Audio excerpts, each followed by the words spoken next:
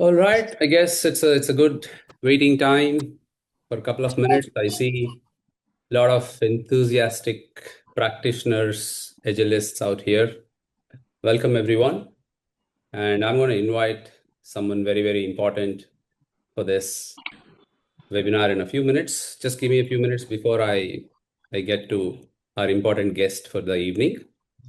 So we are here to quickly understand a couple of very, very important aspects of leadership, from our very important guest. I'm not revealing the name, you know the name, but I'm going to say that as and when the time is there, a few more minutes. But this is a run up to the regional Scrum gathering, Hyderabad. So, as part of the conference, so let me share a couple of things. This is about me. My name is Suresh Kunduru. You can find me on LinkedIn. I'm a certified Scrum trainer. I'm a Agile coach, a TEDx speaker. I'm also author of this book, Agile 51 Success Factors. And you can just go and find me on LinkedIn. If you find interest in my work, you can always connect with me and we can discuss any questions that you have about Agile, Scrum, AI leadership, anything, we can do that offline. I'm just quickly moving on from here. So the focus for this evening is, of course, on the leadership aspects. And as part of the conference upcoming in Hyderabad, the Regional Scrum Gathering 2026. It's happening on July 10, 11 in Hyderabad in JRC Conventions in Film Nagar.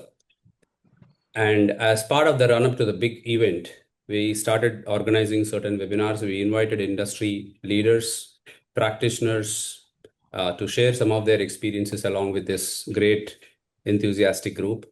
By the way, Regional Scrum Gathering Hyderabad is sponsored by Scrum Alliance, the largest certification body till date based out of the United States. And they sponsor global gatherings and regional gatherings across the globe. This year, we are fortunate enough to get such an opportunity to organize this in Hyderabad. And the conference is organized by myself, Suresh, and my friend Vijay. Pramod is part of the organizing team as well. And there are a couple of other organizing team members as well also joined this group. So thanks to the great program organizing team, thanks to Scrum Alliance, we are able to put together a world-class conference. We do this almost every alternate year. We have been doing this since 2020 because Vijay and I are so passionate for the community in Hyderabad, in India, across the globe. We have been organizing, speaking, volunteering events across the globe. So these are the couple of organizations that Vijay and I run today. And the most important support that is coming from the conference, apart from Scrum Alliance and other sponsors, is also from these organizations, right? So a quick note on our sponsors. Thanks to the title sponsor Scrum Alliance and our platinum sponsor Elos Labs, our gold sponsor Confident Scrum Master. Many of you know this is Pramod's organization, and there is a bronze sponsor Simply Access as well. Without the sponsors, we cannot exist and we cannot move with this learning as a movement. So these are our conference sponsors, right? But why is this conference so valuable? Conferences are great opportunities. I have been going to conferences since 2012, and my first conference is the Regional Scrum Gathering Hyderabad that happened in Trident Hotel. And till date, I would say that's like a game changer for my career. I have met so many people. I have created so much great network. I have learned a lot from several practitioners from the globe. So you would get to learn a lot. You'll understand, of course, what are the latest trends. You'll get to network, meet. There is a social evening. There are ample amount of breaks that we do. There are speaking sessions, keynote sessions. There's going to be a lot of stuff out there. And now that the whole world is moving towards AI, the agentic AI, and so on, so we tend to curate a program with the latest trends happening out there in the industry. So whoever is attending the conference on July 10th and 11th, rest assured that you're going to have a great learning on those 2 days and meaningful conversations that can carry on for the rest of your life. And take this as my assurance because I have been doing this for last several years, right?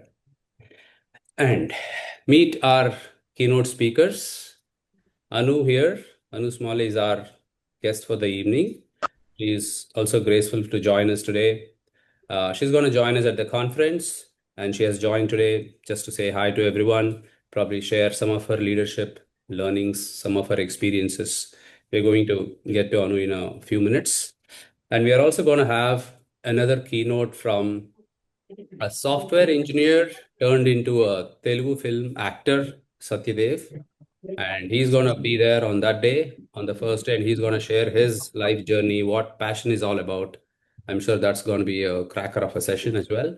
And there is also going to be a little workshop, more of a therapy, more of a wellness session that by Dr. Badram, and some of you here in based out of Hyderabad and other cities, probably you will be able to relate to both Satyadev and Bhadram. So they have a very good screen presence, especially in some of the movies out there. So, but these are going to be great keynote talks. For Anu, I will let her speak about her own topic in a moment. Yeah. Of course, there are certain attractions for the conference. So we will have a coaching clinic, which is more about you can get a one-on-one coaching conversation absolutely free of cost with a world's renowned practicing coaches out there. We have a great team of coaches who are going to join us on those 2 days, and you can get into a very confidential conversation, share your problem statement, and probably get a solution in that conversation. And for those who would like to become trainers, with Scrum Alliance or even in general outside, you're going to have a great trainer session. Sorry, I keep muting some of you who are probably not able to mute. So these are some of the attractions. There is going to be a display of books more in the Agile AI space. You can meet the authors. There is going to be a social event as well on the day one evening. There is going to be an AI panel discussion where we have certain AI experts answering your questions. If someone has a question on AI, you can just email and then we will take care of your question on that day on the stage. These are some of the conference attractions. And here we are, our special guest, Anu here. So before handing over to Anu, so Anu and I have known each other for a long time, and she's also one of my mentors. And I reach out to her for some advice whenever I'm stuck in certain things, and it's been there for the last several years. So she is graceful enough to accept my invite to be with us on this evening to discuss certain lessons, certain leadership aspects as well. So before handing over to you, Anu, just a small announcement for everyone. This program starts at 8:15 introduction, and then we are going to have this talk for another 45-50 minutes. But the last 30 minutes, there are going to be some surprise gifts. I request all of you to kindly stay on and just witness the surprise for yourself. All right. Okay. Anu, I'm going to stop my screen share and I will let you take over from here onwards. You can introduce a little bit about yourself and a little bit talk about the topic today and the conference as well. Up to you. Awesome. Thank you. Thank you so much, Suresh. And I know it's evening for everyone. It is morning for me. So my name is Anupama. My middle name that I kept after I got married is Magal. I am Hyderabadi. I went to college in Nizam College. I did my master's at Osmania. My uncle still lives in Domalgura. Right. So for me, this trip is coming home. I have not ever worked in India. I studied and I came to the US. I've never worked in India at all. For me, this is a great opportunity to say, I get to do a keynote, I get to do a class with Suresh. It is fun. I'm really looking forward to it. I think for me, the most exciting part of this is that I get to come home and I get to do this. And my best friend in the whole wide world, I've known him since I was, I don't know, 14 years old. I'm nearly 60 now. I'm going to try and figure out a way for him to come to the conference and attend the keynote because let me tell you, there will be one or two stories about Naeem in the keynote. How can I not? Right? This is, you grow up with people and you stay with that. Right? This is my roots. This is what I did grow. I went to school, high school in Delhi, and then we moved to Hyderabad. My grandfather had settled in Hyderabad, so we moved to Hyderabad. So for me, I feel I'm a perfect bridge between the Western and my Indian culture and values. My daughters will tell me, "Oh, the Indian mom's coming out." And I'm like, yeah, the Indianness will never leave. Doesn't matter if I've lived in the US for 40 years, it does not matter. They keep telling me all the, and I tell them, I said, give me a heads up if the Indian mom's showing up. And they keep telling me, there she is. Because I keep saying, where are you going? Why are you going? What time will you come back? This is what my mom did, right? And I'm like, that's what I remember. For me, I find it really powerful that I am not going to bring the CAL, the Certified Agile Leader, as it sits in the US. But I think between Suresh and me, we can bring a really good bridge between what works globally, because I think none of you really work with an isolated team in Hyderabad. You work with people around the world. And I think that's the power of this thing that I live in both worlds. I am an Indian, but I live in America. I am American. So I bring both of those in. So I'm really excited to do this. As Suresh said, I'm a certified Scrum trainer, lots of alphabets behind the name. But I think what I'm most excited about is the work I do with leaders. I'm a leadership executive coach, and I love that work that I do because I get to have leaders go, oh my God, I now understand the problem. So my goal with this, so as Suresh said, I'm teaching the CAL Certified Agile Leader with Suresh on July 4 and 5. And then I'm doing the keynote during the gathering on Saturday, July 11th. So I'm going to be doing a lot of work there. And we'll also be teaching, I'm also doing some post-conference workshops with Ola's Labs. So there's all of that. What I want you to walk away with at the end of this is, what does agility require of you as a leader? And leader is not, I have a rank, I have a title, I have people reporting to me. We're all leaders. If you're a Scrum Master, you're a product owner, you're a developer, you are a leader. So my goal is by the end for you, I want everyone to be thinking differently about what leadership agility asks from you, not your teams, not your organization, not everybody else, but you. Because ultimately, you are the one who will decide how things shift, what will work. What I have found in the last 20 years that I've been working with leaders is transformations, agile transformation, whatever, fill in the blank transformation. It used to be digital transformation, project transformation, agile transformation, and now it's AI transformation, right? They stall because leaders keep leading the same way. Leaders will tell our team members, you've got to do something different. You have to work in an agile way, but I'm going to do the same thing. I don't need to do anything different, right? You need to do something. And every time I hear that, I always remember, I'm sure your grandmothers have told you the same thing. Don't point a finger at people. When you point a finger at people, three fingers are pointing at you, right? I can never forget my grandmother saying that. And that's what leaders do, right? You need to go be agile. You need to do better Scrum. You need to deliver market to market faster. But what about you? You as a leader need to bring something in, right? Leadership stays static. Nope, it doesn't. You cannot become agile without your leaders doing any work, right? So I want to share a story, and this is my story. Why I tell stories about people I've coached. I'm the biggest culprit of poor leadership, right? So my career, I started with writing code. Wow. About 35 years ago, I used to write code, and I used to write in languages that are probably defunct now. I used to write in COBOL and assembly language and mumps on the mainframe, right? That I am that old. Um, Over course of time, by the time I got out of IT, I was leading a software team of 180 people around the world. And I used to always tell my boss, and I used to tell my husband, I'm like, my team are a bunch of idiots. They know nothing. They can't do their jobs. Oh my God, I teach them so many times. But here's what I was teaching them. somebody would come to me and say, I'm a little stuck on this, I would go, here, move, let me do it for you.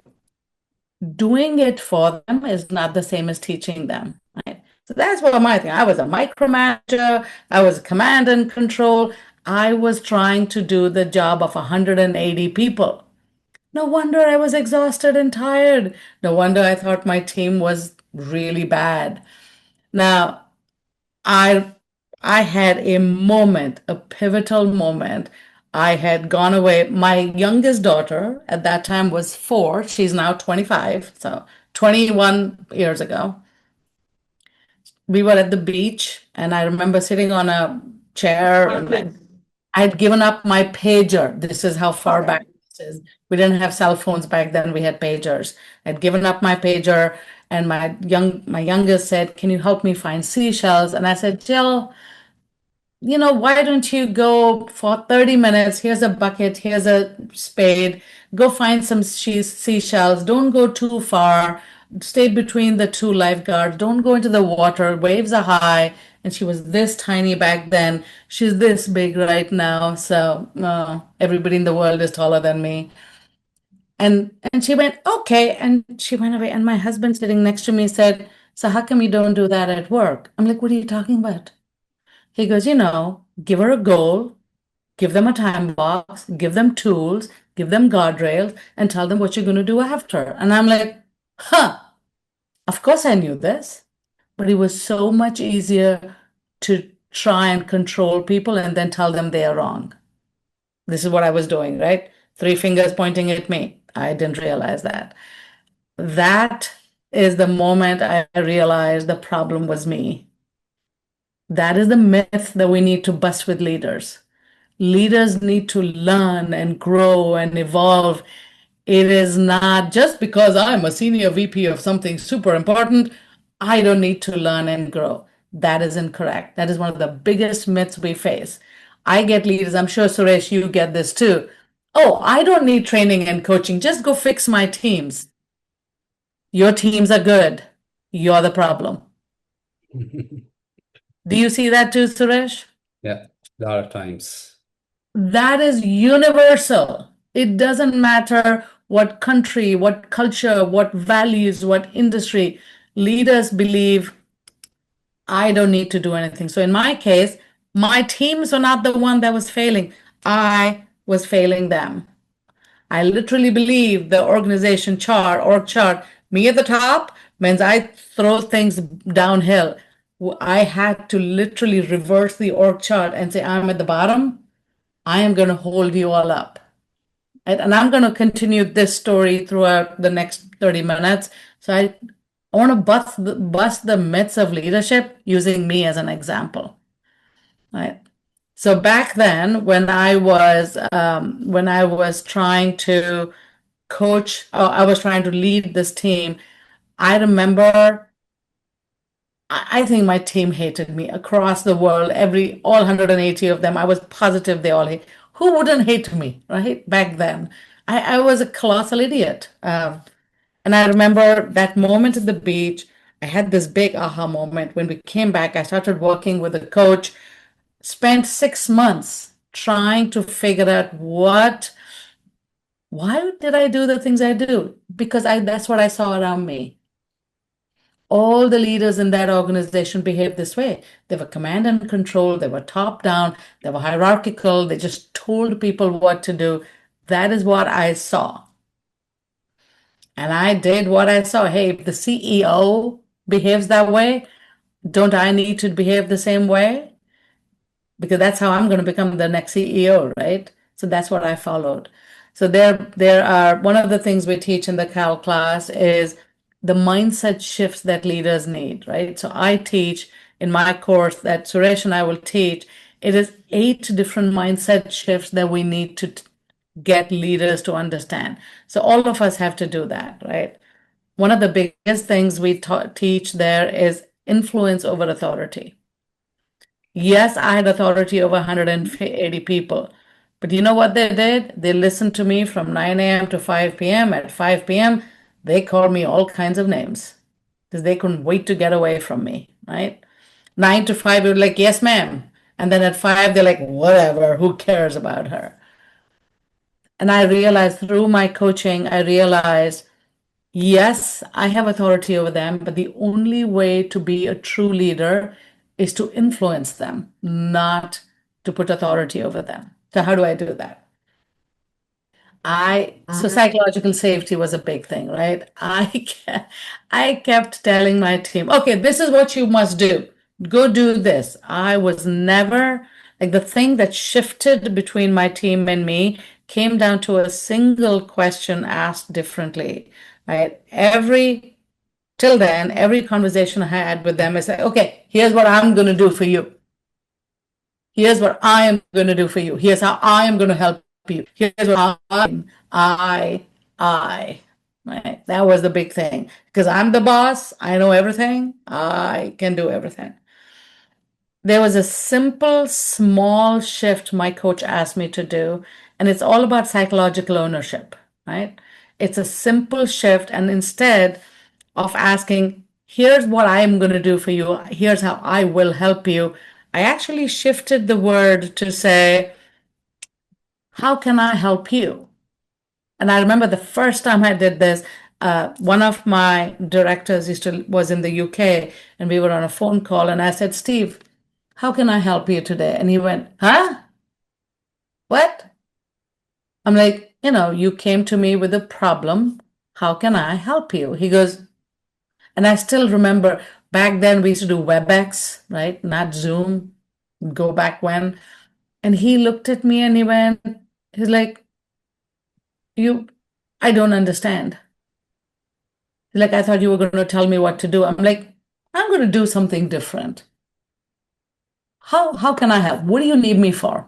And I literally, I'm not kidding you. He sat there like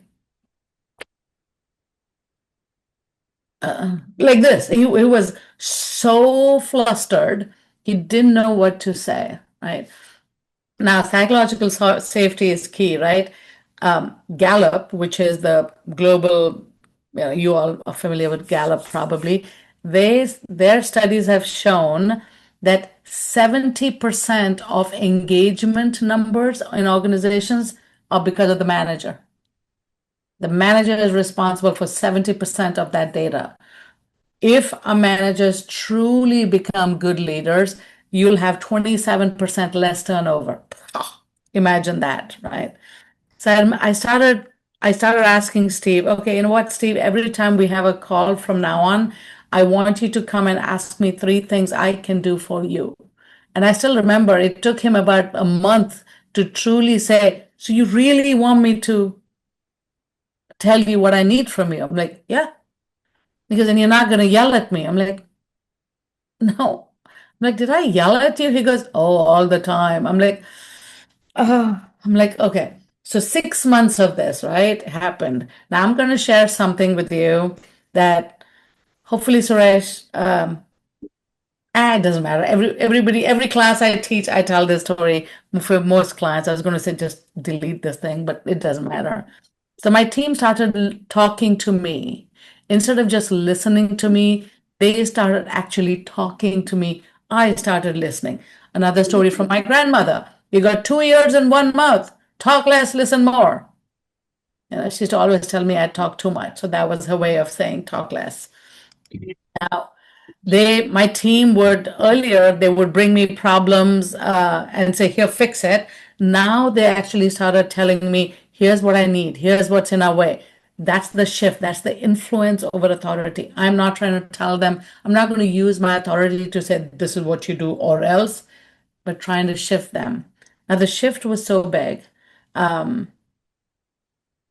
6 months, 9. So I was at the beach. That was summer. So I think following February or March when we did performance appraisal, Steve, the guy in UK, and everything sounds really not offensive in a British accent, right?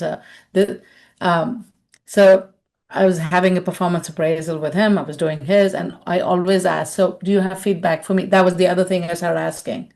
Do you have feedback for me? What can I be doing differently? Every call.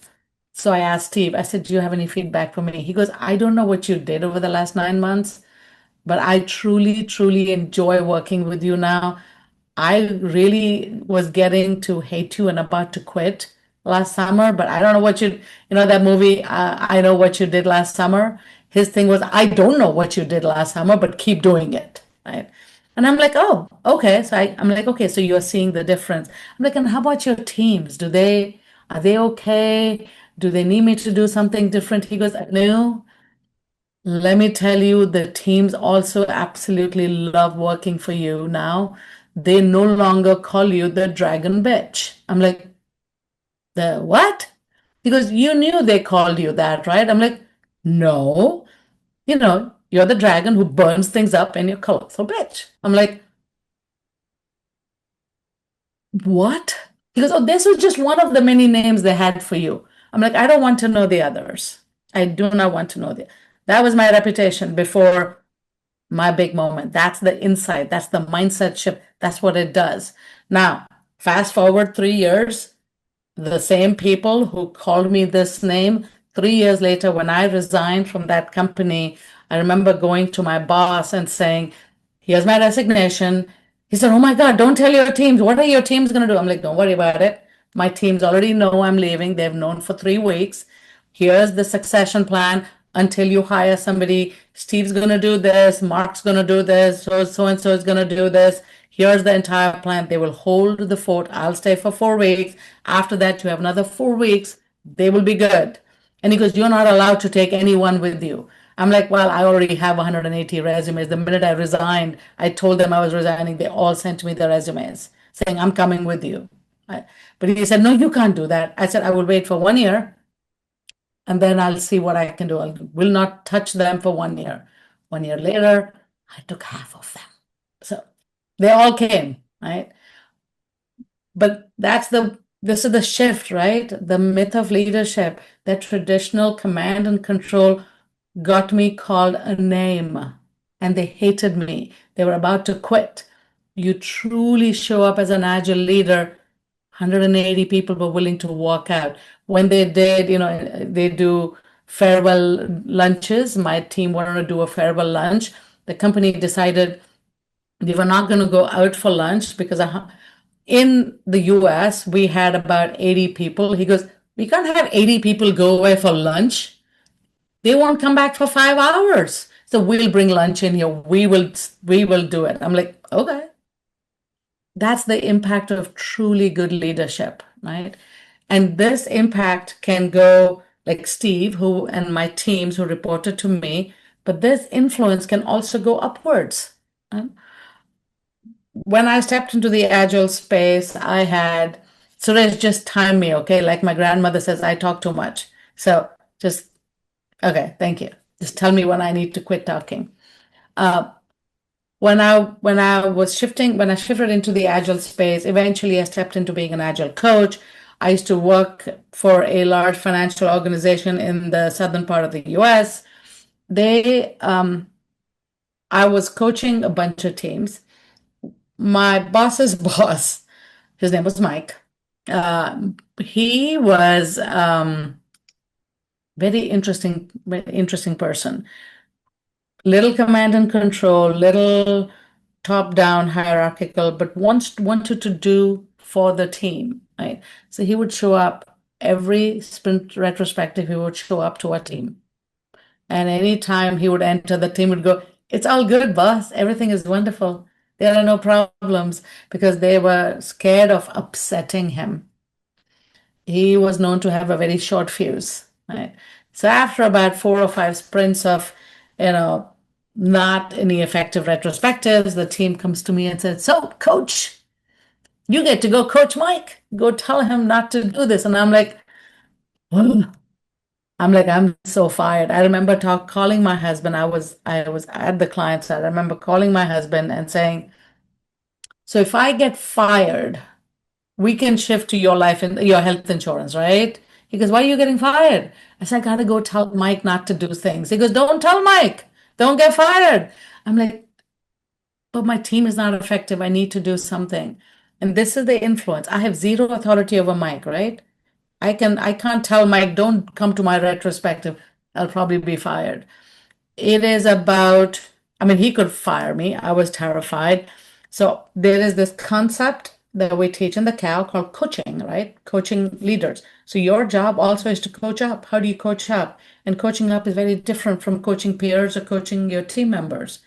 Coaching up, I remember all I had was influence. I had nothing, right? So that's what I used. We started talking. I told him I used something called impact feedback, and I told him the impact he was having. I said, the team would love to be able to do this. What do you think, Mike? So I set up, he was my boss's boss. So I set up what we used to call a skip level meeting. So, and he sat like this during the meeting. I'm like, shit, crap, I'm getting fired, right? At the end of the call, he said, okay, fine, sure, you can run a couple of experiments for the next two sprints, but I want to know this, this, this. I'm like, sure, we can do that. He goes, huh. He said, why don't you set up some more skip level meetings? Maybe we do it every other week. I'm like, really? Cool. Okay. So 3 months went by. We were doing these skip levels, and I felt like we had a comfortable relationship. And I was telling him, I said, you know what? The first day I set up my skip level with you, and I want to talk about the team's retros. He goes, yeah, I remember that. He goes, I was so sure you were going to fire me, Mike. And he looked at me. I said, Smalley, you came that close. I'm like, really? I said, what saved me? He goes, you did not tell me what I was doing wrong. You did not tell me what I needed to do. You did not make me wrong. He goes, all you agile coaches, all you know is come and tell me, well, Scrum says you did not do that. You basically said, Mike, I really want you to help the teams. And why don't we try these things? What do you think? Do you think you might be willing to do that? You met me where I was. You did not make me wrong. You listened to what I was trying to say because you did not tell me that you knew better than me. Coaching up, that is a big shift that you get to do as leaders, right? It becomes so, so, so important. There's just so much fun stuff in the Cal, and I keep shifting the Cal class. I think Suresh is going to realize tomorrow that I've shifted some more things in the Cal class, and uh, I'm like, "Oops, sorry, surprise." But that's the thing. The world is changing, right? If I still taught the same content I taught 6 years ago when I first taught the Cal to now, that'd be stupid. If I taught the same content that I taught in the US, in India, that'd be not smart either because the environment is different, the culture is different, our values, everything is different. How organizations work is different. Are you working with a US based company? Are you staying up all freaking night to do your job? I work with teams in India and I just my heart breaks when they're on a call at 11 p.m. I was teaching a class yesterday and day before. I had a lovely young lady from India, and Suresh is going to sign up to come to the gathering. So she's based in Hyderabad. Um, Lovely young lady, and she was 8 months pregnant, and she's sitting in a class till 3 a.m. because her boss said she had to be there. And her entire group was coming. She goes, I want to be there. And I'm like, oh my God. I'm amazed at the tenacity of Indians. Right? And I'm so proud. I'm so proud. I see so much tenacity and resourcefulness that we do that I just amazing. So for me, when Suresh said, so what keynote do you want to talk about? And I'm like, I want to talk about the people. This is the world of AI, but my keynote is all about the humans, right? It is all about, yes, we need AI. AI is here to stay, right? Nothing you do can take that away. Um, our job with AI is to understand what is the human part of it. There is the AI algorithm. I'm going to talk about the human algorithm. Yes, you need AI, but AI without the human is no use. And right now, human without the AI is slower. AI can do things at the speed of light that I cannot do. I was working with a team 18 months of retrospective data. Can you imagine if you or I had to sift through 18 months every 2 week sprints, right? So 36 sprints of data on retrospectives and figure out what did we do, what did we not do. It's impossible for me. It'll take me months to figure that out. We use Claude and AI. Claude basically came back and said, here are all the topics that was brought up in the retro. Here are the 3 things you have worked on out of the 100+ items that they brought up. I'm like, wait, in 18 months, we've only worked on 3 things? Yes, because we did not understand the root cause. And AI said, and these 3 things are all, the root cause seems to be the same, blah, blah, blah, blah, blah. Data, understanding the data, I can't see patterns as quickly as AI can. But I still bring that content, the context, and the judgment. I get to decide, right? Story, I love stories. So if you meet me, I'm going to tell you as many stories as I can. My husband recently went to a doctor, got blood work done. My niece is a doctor, so they were over for dinner, and he goes, "Oh, and I put this in Chat GPT." She goes, "Stop it!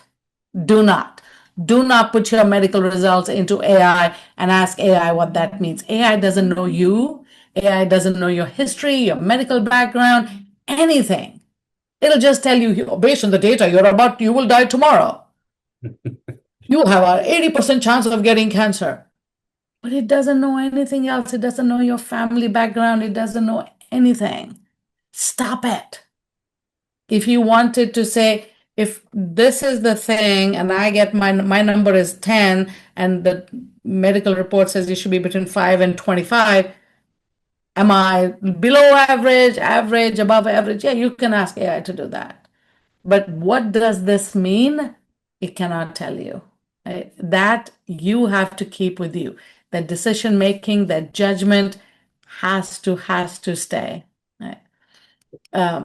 This is why when I have clients who say, we're going to do change management and AI is going to create a playbook for us. I'm like, seriously, what? Does AI know all the 100 people that work for you or 1,000 people that work for you? It does not. It does not know, understand the culture. It doesn't understand your values.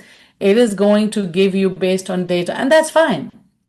But then you get to look at this and say, so I use a little quick framework, which you listen here in my talk, not today, because you can't give away all the secrets today, right? You need to come to the gathering and the Cal class.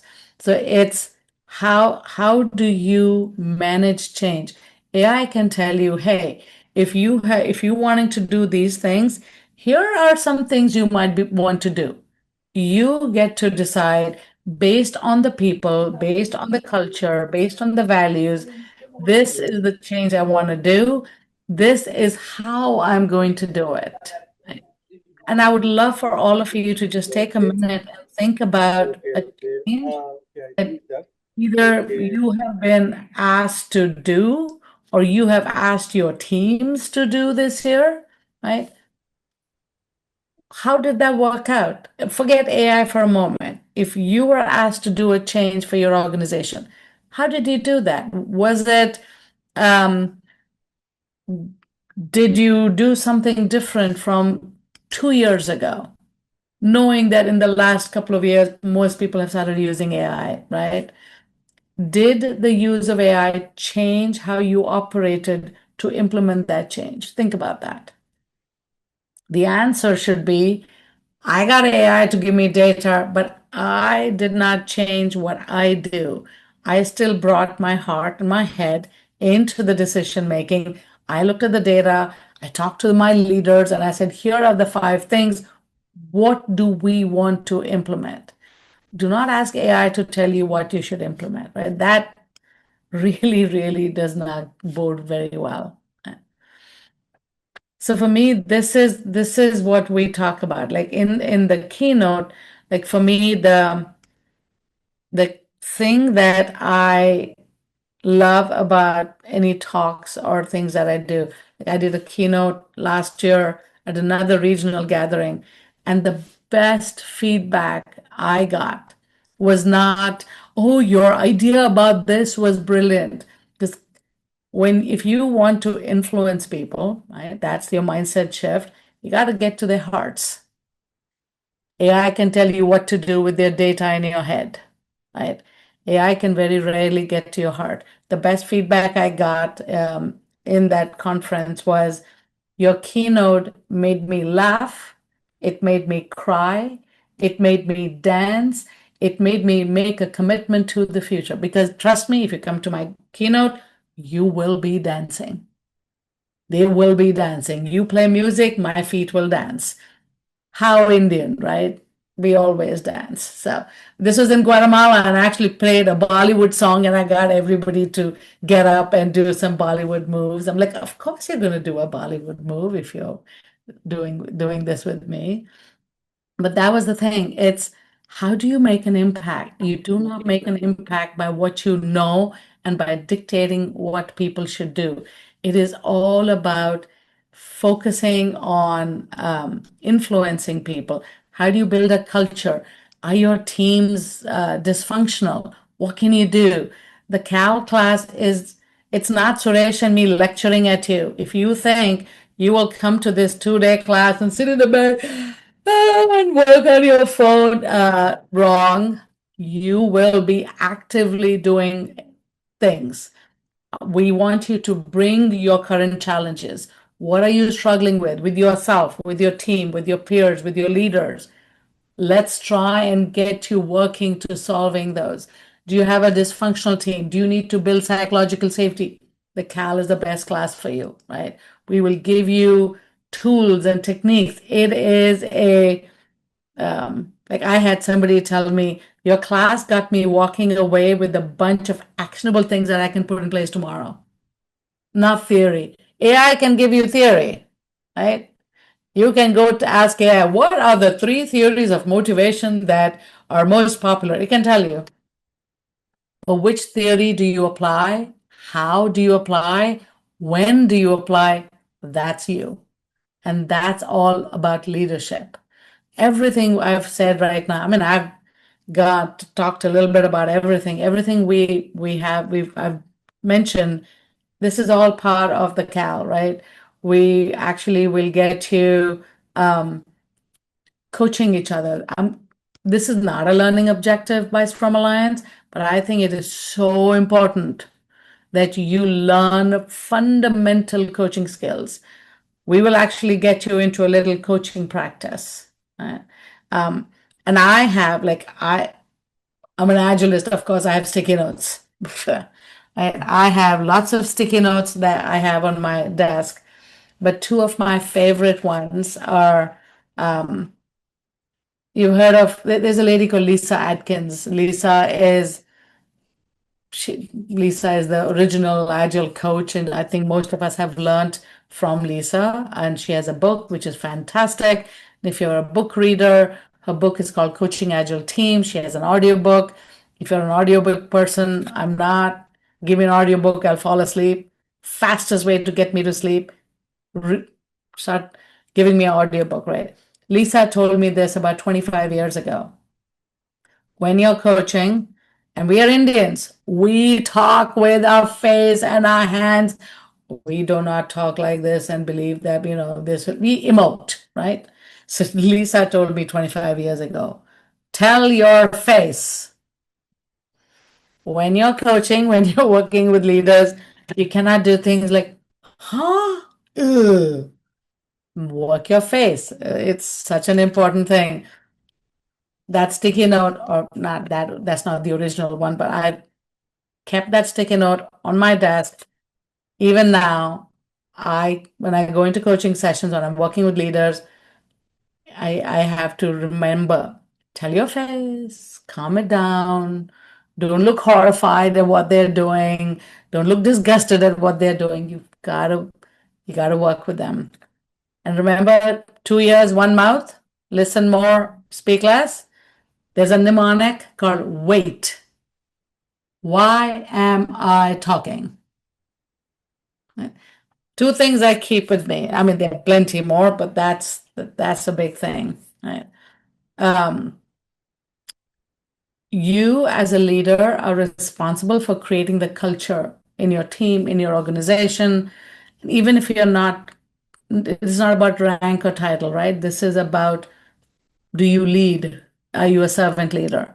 So everything we've talked about culture, we'll talk about creating culture. How do you create the culture that's important? All of this stuff we will bring into the Cal class. The difference is this is in India. Suresh and me will both be teaching it. So you have two trainers in the class. There'll be no Zoom thing in there. It's in person. You get to get your hands dirty. You get to have a conversation with us. We'll identify what are the problems you're facing today, and let's have a conversation. Let's see if anything we can teach you in the 2-day Cal class, if that can have any ideas for you, they'll go, I can try that, and maybe that'll help. Right. So, Suresh, you came off mute. Did you have anything to add? I think this has been a pretty good journey of stories and personal examples, which is great. Which is great. Thank you. It's, so people, I mean, I can give you a theory. I can say the best theory for change management is the ADKAR model, blah, blah, blah. Oh, yawn and hang up and go away, right? If I tell you a story about the good and the bad and the ugly, about how we did change and when it worked, when it blew up, that is what you're going to remember. People don't remember theories. People remember stories and go, oh, yeah, remember she told us that story. What was the theory? Ah, yes, now I remember the framework behind it. People won't automatically remember frameworks, they will remember stories. So come prepared in the Cal class, 2 days, lots of stories. And if I repeat a story, pretend you never heard that story before and just work with me because some of my stories are my favorite ones and I may repeat it. Right? The thing that I want you all to walk away with is even though the title is Certified Agile Leader, this is not just for executives and leaders. This is for anyone who is currently leading or wants to lead a Scrum Master, a product owner, a developer, a team manager, CEO, it doesn't matter. We all need to understand what it means to be an agile leader. Right? And that's what this course is all about. I have people who say, oh, but you didn't talk anything about Agile and Scrum in your Cal. No, I'm not going to teach you about Scrum. Because if you're truly going to be, if you're like, I have C-level people who come into Cal, I don't want them becoming Mike and going into the retrospective and disrupting them. I want to teach them what Agile principles are, what Agile mindset is.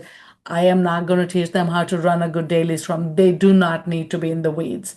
The CSM and the CSPO, they teach you Scrum, and if you do other classes, Kanban, XP, SAFe, whatever, they focus on frameworks. How do you do? How do you practice it? That's at the practitioner level. The Cal is about, it's a different altitude, right? It's a very high up there, and it talks more about what are the leadership skills you need to grow and not just say, oh, yeah, I'm going to be a Scrum Master forever.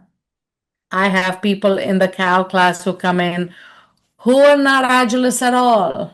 I had somebody come into my Cal class last month or whatever. They were a traditional waterfall project management company. They said, but we understand we need to be more agile in the way we lead. We are never going to do Scrum, ever. We love the traditional waterfall, that it works for us. They're a manufacturing company, so that works for them. They're like, but that doesn't mean we cannot think with agility. We still need to focus on how do we make the organization agile, because remember, being agile versus doing agile, right? Two different things. You can do Scrum and not be agile, and you can be agile and not do Scrum. I had a we had a client sometime in May who told my business partner, Kate, Suresh knows Kate. Um, this client actually told the business partner, "Oh yeah, we do agile. We do the daily Scrum every Tuesday and Thursday." Daily Scrum every Tuesday and Thursday. That is, they think they're doing Scrum and they're wondering why they're not getting the benefits. So they're doing bad Scrum, they're never going to be Agile, which you can be Agile. Like this company I was talking about, they do project management, Gantt charts, and all of that stuff, but they are more Agile than some of the we are doing Scrum companies, right? So you don't need an Agile background for this course, but it is helpful to say, I need to be self aware of how I'm showing up, right? And because we're in the world of AI, I think this class becomes even more important. How do we think differently? How do we approach people? How do you build psychological safety in this in the world of AI? It's a whole new thing, right? I am safe, but hey, somebody else used AI to do something. Oh my God, now I'm terrified. How do you do all of these things in the world of AI? That becomes so the agile leadership becomes even more important, not less. So I think that's what I got, Suresh. Am I think I'm really at the right time, Yeah, correct? yeah, we are perfect. Yeah, perfect. So if you have questions for me, I'm happy to put it in the chat window. We'll take it, or maybe we collect it and we respond to it later. However you want to do this, Suresh. But Yeah, we will. I so appreciate all of you being here so late in the evening. Um, I didn't know I was going to have 125 people show up here. So I am very, very grateful and I'm very excited. I hope all of you will come, if not to the Cal, to the gathering. If you're in Hyderabad, come to the gathering. Come and say hi. Say, I was on your podcast with Suresh. I am so excited to come back home and meet all of you amazing humans. So thank you for being here. And I look forward to seeing you, all of you in Hyderabad in 2 weeks. I'm there in 2 weeks. Yay. Sure. Anu, thank you so much for that. I see we have a hand up by Pramod. We can take a couple of questions. Yeah. All right. I So know, Pramod, go ahead. I know. Thank you so much for that wonderful session. Really, really happy, and I'm excited that I will be meeting you as well. Really appreciate, and so really, engaged with the stories what you suggested, and it's really, really awesome. And I'm there in the class too. Yay! Excellent. Okay. So it's been quite some time that I attended any of the agile training. So I just wanted to ask you, there are many of the people here. I know they're in this is a disruptive environment and people are changing the job, layoffs are happening and people are trying to shift the job. Now,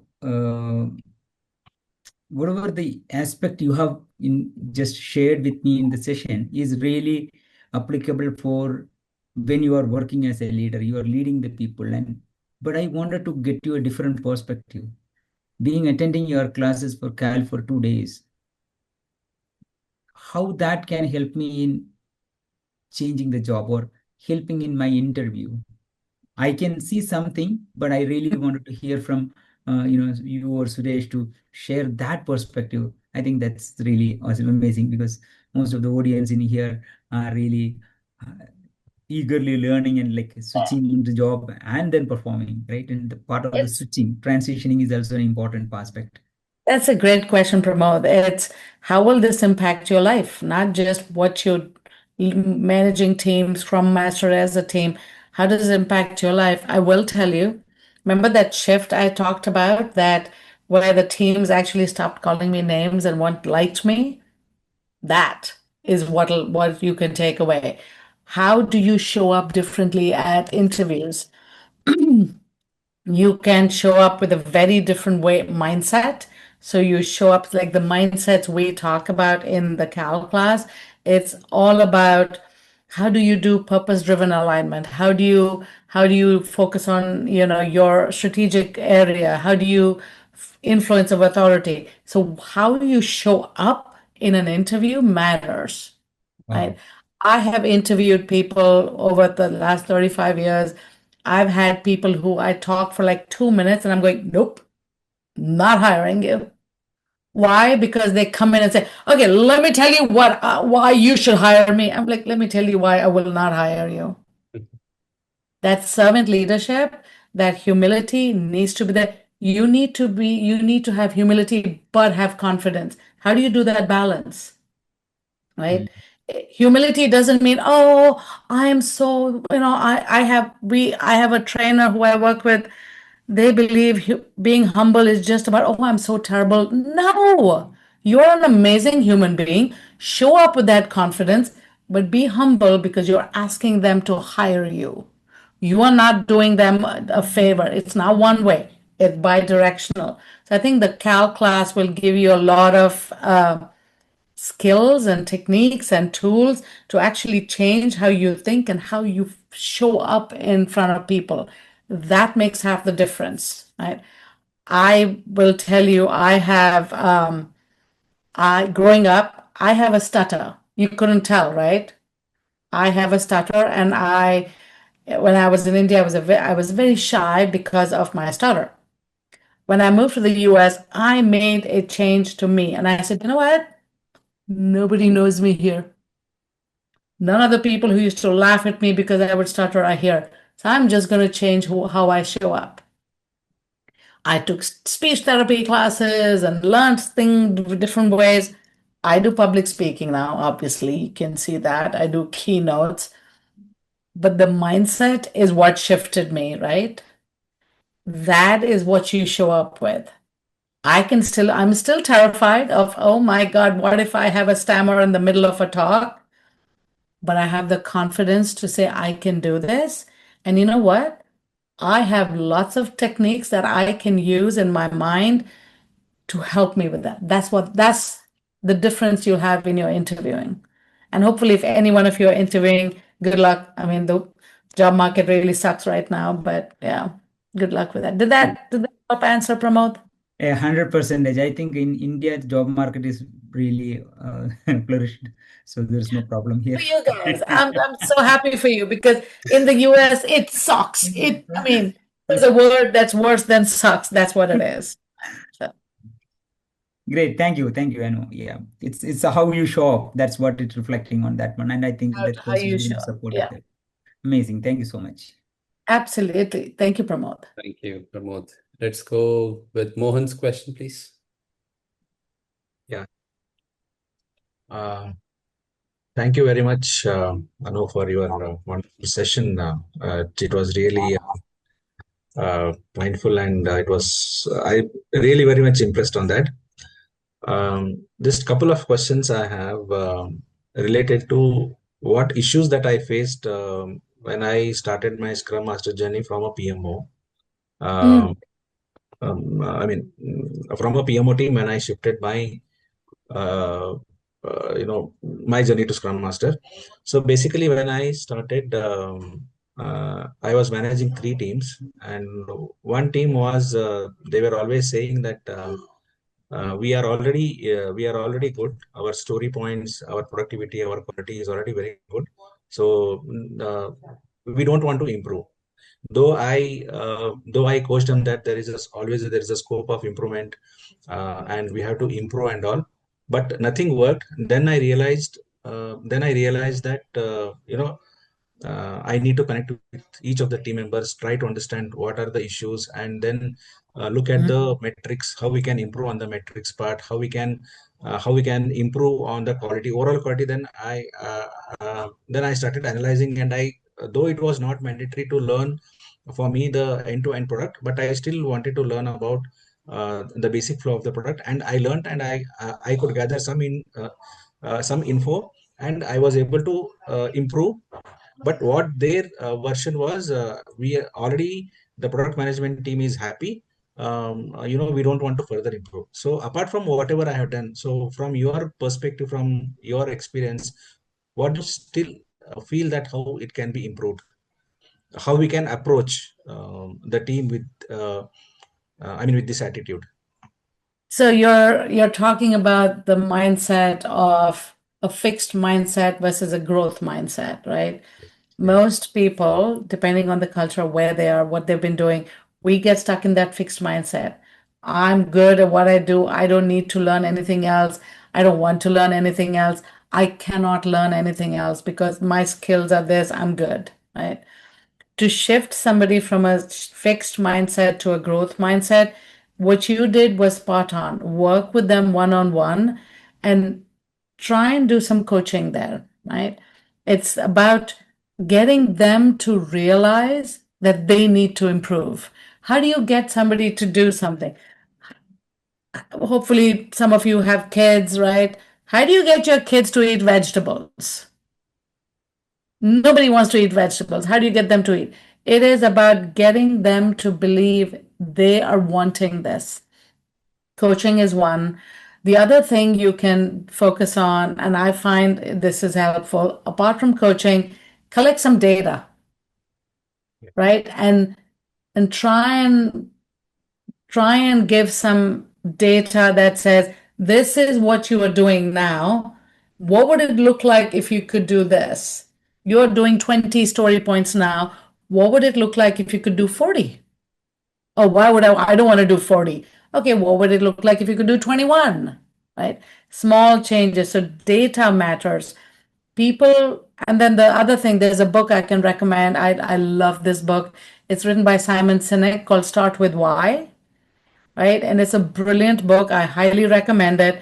And Simon Sinek talks, and all of us talk about this as well, most of us coaches, that say, if you want people to change the way they work, they change their behavior, change their thinking, you have to start with why. Why do you want them to grow? Why do you want them to improve? Why should they improve?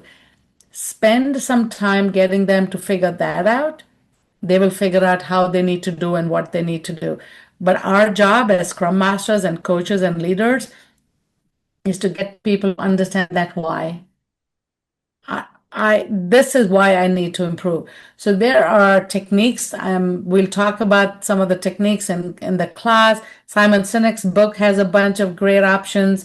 There's another book called Switch by Chip and Dan Heath. So two books that can really give you lots of ideas about, so what can I do to help this product management team realize and understand that they must improve. If they don't improve, they are probably going to stall and die. I mean, not die as a human, but die as a, you know what I mean, Team.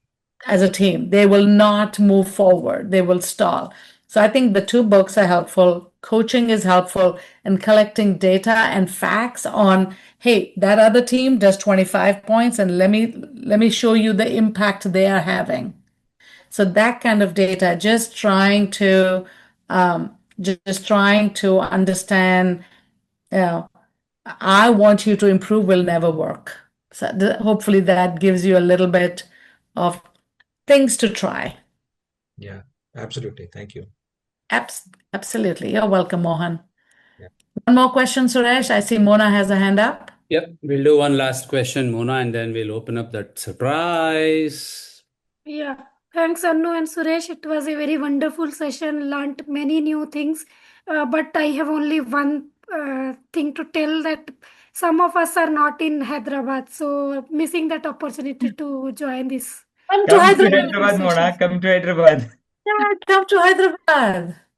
Difficult to come to Hyderabad. So, So any future plans to conduct these sessions somewhere else, other part of India? She's specifically looking for Bangalore. Yes. Well, I tell you what, I can't answer for Suresh. I will be in Bangalore for a few days after the regional. So let's see if Suresh and I can figure something out, and maybe not, I can't do a 2-day thing, but maybe we can do a smaller session. I don't know. Suresh, you and I are talking tomorrow, so let's sure. look at possibilities. No commitment, Mona. Yeah. I have family in Bangalore. I am a Kannadiga, so Magal, right? So I have family in Bangalore, and you know what happens in India with family. We are going to be inundated with come to our house for coffee, breakfast after coffee, coffee after breakfast, chai, lunch, small lunch, big lunch, afternoon chai, some snacks, pre-dinner, dinner, post-dinner. So by the time I leave Bangalore, I'll be this fat. So just telling you, we will see what we can do. But I'm looking forward to the food though. Yeah, and just to add on for the regional Scrum Gathering Hyderabad, last time when we did it, Anu, we had about 40% of the people who traveled from different cities. Ooh, lovely. Yeah. And even this time, we have people coming from not just Hyderabad, but different cities, and not just in India, but different parts of the world. We have few people Wow. registered from the United States, from Singapore, from Qatar, from like various countries. So this is, though the name is regional, it's actually not regional. It's like a global for me. That's how Vijay and I look at this. So Mona and others, don't hesitate. This is not in your city, but remember, this does not happen in India every year. And Bangalore, this year it is not even happening. Last year it was there. This year, the only place that is happening in India is Hyderabad. And trust me, it is worth traveling all the way. It's that effort is worth. And you will tell me, yes, it is really worth after the conference. Because that's what I underwent when I attended my first conference. Later on, I traveled to different places like Singapore, US, just to attend the 2 day or a 3 day conference. And I never regretted that. Right. So this is just an information for everyone. It is worth going out of your comfort zone, traveling for these conferences because they don't happen every time in our own city. Mm-hmm. All right. We thought that was the last question, but we saw one more last question. Anu, are you okay to do one more Okay, question? I'm okay. I'm Okay. good. So we'll get to our box of surprises after Prashant. Yes. Go ahead, Prashant.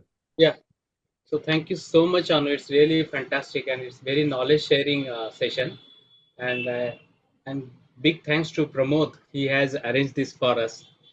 Uh, so my question is, see, we are working as a manager or Scrum Master, right? The way we are working with the team is we are not forcing team to do something, right? Sometimes as a manager, we have some dependency. We want some data from them, and we have to club there, and we have to share some reports with the seniors, right? So in that scenario, some team members they are not cooperative, they are not supporting because they know this guy is not yelling on me or he's not forcing on me. So how Mm-hmm. to handle this type of team members? This is Hmm. the actual problem I am facing. Yeah. And I'm assuming you cannot beat them up, right? You cannot just punch them. No, I'm kidding.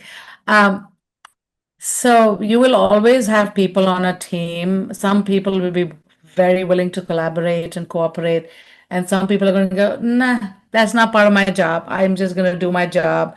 I'm supposed to write code. I wrote code. I don't need to do this. I think you go back to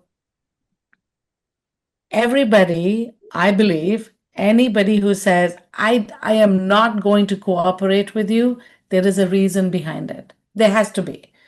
I mean, otherwise, they're just bad humans. And if they're bad humans, you should not have them on your team. I don't believe that. I believe that there is a reason why they're now cooperating, why they don't want to work with you and help you. As a leader, I think we need to understand individually why are you not willing to help me, right? And it's not a team thing, right? Maybe three people on your team are saying, yes, boss, here's the information. The other two people are going, nope, I'm not going to do it. Why not? I had some similar thing a while back, and turns out that the previous manager took credit for all the work they did. So they were not willing to help the new manager, said, nope, not experiencing that again. So it took a long while for the new manager had a very similar problem to what you are saying. And she actually came to me and said, I don't know what to do. And she worked one-on-one and said, okay, this is who I am. Let me tell you why I'm asking for this. Let me tell you what I am going to do with the information you give me. It took like about a month and a half for the team members to say, so you're not like the jerk before. Okay. There's usually a reason, right? It is either past experiences, it is the culture that is not allowing them to be open. There is something. I believe as a leader, we owe it to them to say, what can I do to understand why you're doing the things you're doing? You get to the root cause of that, you will be able to shift them or make a decision in a different way, right? This person I was talking to you about, this leader, she had a group of people who are now willing to work with her. Some shifted and started working with her. One person, she had to say, I'm going to move you off of my team because they just didn't want to do anything. Right? And she goes, then I have no place for your team. But without that information, you cannot make good decisions. You don't know what you don't know. So dig, get to the bottom, understand why they're behaving the way they're behaving, why they won't help you. And if you do that, you'll have more information to make some choices. The short answer. Long answer, we'll talk in Hyderabad. Yeah. The thing is that they are not cooperating with me, but for all team members, the same behavior they have. So that's the challenge. Then that's more, there is something behind that, right? If they're unwilling to collaborate at all with anybody, there is something that's happening within them that's making them go, nope, I'm not going to help. Why? They have to be good people. That's why you hired them into your organization. They're smart people, they're capable, they have the skills, they have the knowledge. We hired good people. Then why are they unwilling? There is a reason. Go dig and find that out.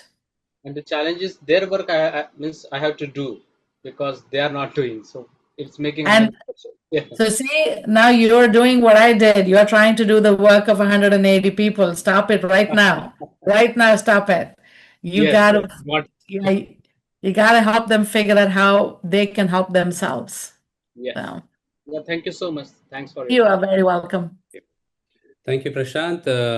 Thank you, Anu, so much for answering those questions with a lot of patience. Shivakumar, I see your hand up, but we'll get to you in a few minutes. Just give me a few minutes.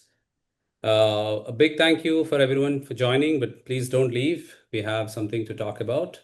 And I just kept on sending some information on the chat. If you really like the session, you would like to interact more, learn more from Anu, those are the two opportunities we have.